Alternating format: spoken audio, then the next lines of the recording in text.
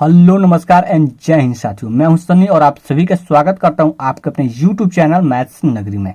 दोस्तों इस वीडियो में हम ना एसएससी एमटीएस का सिलेबस को जानेंगे, पूरी तरीके से पूरी डिटेल के साथ हम जानेंगे। ठीक है, तो सबसे पहले हम जान लेते हैं कि जो एसएससी एमटीएस का वैकेंसी है कितने पोस्ट पे है। तो दोस्तों मैं आपको बता दूं, आपका एसएससी एमटीएस का जो पोस्ट है ना 11,409 है। कितना दोस्तों? 11,409 है।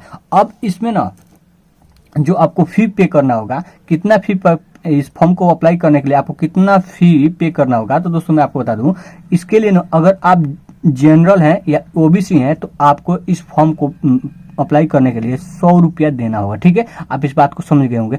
अगर आप एससी एसटी से बिलोंग करते हैं या आप फीमेल है, किसी भी कैटेगरी से हैं, तो आपको कोई फी देने की जरूरत नहीं, आप इस फॉर्म को फ्री में अप्लाई कर सकते हैं। ठीक है, अब दोस्तों अब बात कर लेते हैं कि यह फॉर्म कब से भरा जाएगा। तो दोस्तों मैं बता दूं, यह फॉर्म भरा जा रहा है 18 जनवरी से। ठीक है। अब दोस्तों इस फॉर्म को अप्लाई करने का जो लास्ट डेट है यह है 17 फरवरी 2022 है। ठीक है, अब इसके बाद आता है एज, यानी कि आपका एज कितना होगा। तो दोस्तों मैं बता दूं, अगर आप 18 वर्ष हो गए हैं तो आप इस फॉर्म को भर सकते हैं। अगर आप 25 वर्ष से अधिक हैं तो आप इस फॉर्म को भर नहीं सकते हैं। ठीक है, नहीं भर सकते। ठीक है, अब अगर आप एससी एसटी से बिलोंग करते हैं तो आपको 5 वर्ष की छूट दी जाती है। कितनी दोस्तों? 5 वर्ष की छूट दी जाती है। यानी कि अगर आप ना एससी एसटी हैं और आप 30 वर्ष का भी हैं तो आप इस फॉर्म को भर सकते हैं। अगर आप ओबीसी से बिलोंग करते हैं तो आपको 3 वर्ष की छूट दी जाएगी। ठीक है, आप इस बात को समझ गए। आप अगर एससी एसटी हैं तो आपको 5 वर्ष की छूट दी जाएगी। अगर आप ओबीसी हैं तो आपको 3 वर्ष की छूट दी जाएगी। अब आते हैं दोस्तों, इस फॉर्म को भरने के लिए न्यूनतम योग्यता कितनी होनी चाहिए। तो दोस्तों मैं आपको बता दें, न्यूनतम योग्यता आपको 10वीं पास होनी चाहिए। ठीक है, यानी अगर आप मैट्रिक पास हैं तो आप इस फॉर्म को भर सकते हैं। आप इस बात को समझ गए होंगे। अब दोस्तों हम बात कर लेते हैं ना कि आप इसमें चयनित किस प्रकार से हो सकते हैं, यानी सिलेक्शन मोड क्या है। तो सबसे पहले हम बता दें आपको, इसमें अगर आप चयनित होना चाहते हैं, आप इसमें सिलेक्शन लेना चाहते हैं, तो सबसे पहले आपको ना एक सीबीटी देना होगा। तो सीबीटी का मतलब क्या है दोस्तों?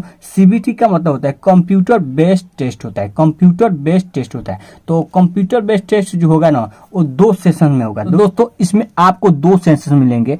फर्स्ट सेशन आपका 45 मिनट का होगा और सेकंड सेशन भी आपको 45 मिनट का होगा। अब इसमें ना फर्स्ट सेशन में आपके 2 सब्जेक्ट मिलेंगे और सेकंड सेशन में भी आपको 2 सब्जेक्ट मिलेंगे। अंतर क्या होगा दोस्तों? अंतर होगा ना, फर्स्ट सेशन में आपके कुल जो नंबर ऑफ क्वेश्चंस होंगे वो कितने होंगे दोस्तों? नंबर ऑफ क्वेश्चंस में फर्स्ट सेशन में 40 होंगे, लेकिन सेकंड सेशन में जो नंबर ऑफ क्वेश्चंस होंगे कितने होंगे दोस्तों?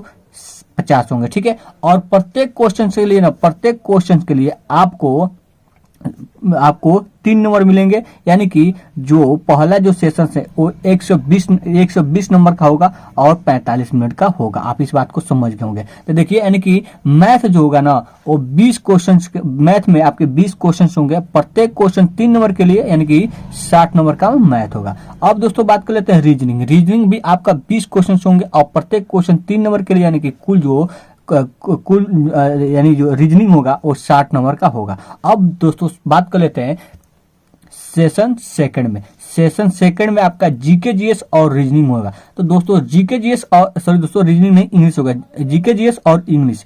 तो जीके जीएस में आपका 25 क्वेश्चन होंगे और प्रत्येक क्वेश्चन के लिए आपको 3 नंबर मिलेंगे, यानी कि प्रत्येक आपका जीके जीएस 75 नंबर का होगा। उसके बाद दोस्तों इंग्लिश के बारे में बात कर लेते हैं। तो इंग्लिश में आपको 25 क्वेश्चन होगा और 25 क्वेश्चन के लिए, यानी कि प्रत्येक क्वेश्चन के लिए आपको 3 नंबर मिलेगा, यानी कि इंग्लिश जो होगा 75 मार्क्स का होगा। तो टोटल दोस्तों, अब देखिए दोस्तों इसमें एक आपका पंगा है। ठीक है, पंगा क्या है दोस्तों समझिएगा। देखिए, यह जो सेशन है ना केवल क्वालिफाइंग है।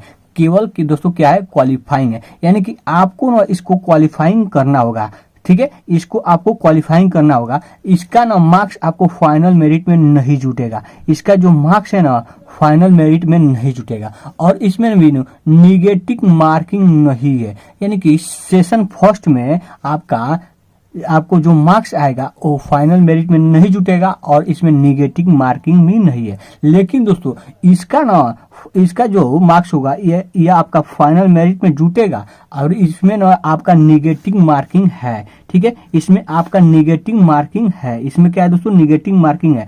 तो निगेटिव मार्किंग है कितना दोस्तों, 1/3 है। यानी कि अगर आप ना 3 क्वेश्चंस गलत करेंगे तो आपका 1 नंबर काट लिया जाएगा। ठीक है, कितना दोस्तों, 1 नंबर काट लिया जाएगा। आप इस बात को समझ गए होंगे। ठीक है, अब देखिए दोस्तों, अगर आप ना PWD कैंडिडेट हैं तो आप ना प्रत्येक सेशन के लिए 60 मिनट ले सकते हैं। ठीक है, आपको ले नहीं सकते हैं, आपको दिया जाएगा। ठीक है, आपको 60 मिनट दिया जाएगा। तो आप इस बात को समझ गए होंगे कि कहाँ पे निगेटिव मार्किंग है, कहाँ पे नहीं है। तो दोस्तों कहाँ पे, सेशन फर्स्ट में आपका निगेटिव मार्किंग नहीं है, यानी कि आप इसे पूरा का पूरा मार सकते हैं। आपको इसमें कोई पंगा नहीं है। पंगा इसमें है दोस्तों सेशन कितना है, सेशन आपका सेकंड में। ठीक है, तो सेशन जो है सेकंड में आपका निगेटिव मार्किंग है और इसी का जो है ना, इसी का फाइनल मेरिट में नंबर जुड़ेगा। इसका नहीं जुड़ेगा, लेकिन इसका केवल क्वालिफाइंग मार्क्स होगा। ठीक है, क्वालिफाइंग करना होगा इसमें आपको, तभी इसका इस पोस्ट के लिए आप एलिजिबल होंगे। ठीक है, तो चलिए दोस्तों, आप दोस्तों इसके बाद ना आपको ना, अगर आप इसमें 2 पोस्ट होता है, एमटीएस का भी होता है, एक हवलदार का होता है। ठीक है दोस्तों, अगर आप हवलदार के लिए अप्लाई करेंगे ना, अगर आप हवलदार के लिए अप्लाई करेंगे तो आपको ना एक फिजिकल एफिशिएंसी टेस्ट देना होगा, यानी कि पीईटी देना होगा। ठीक है, पीईटी देना होगा, फिजिकल एफिशिएंसी टेस्ट देना होगा। तो इसमें आपको ना इसमें आपको 15 मिनट में ना 1600 वॉकिंग करना होगा। ठीक है दोस्तों, वॉकिंग करना होगा। ठीक है, इसमें 15 मिनट में 1600 मीटर वॉकिंग करना होगा। बस इतना है और कुछ नहीं है। ठीक है।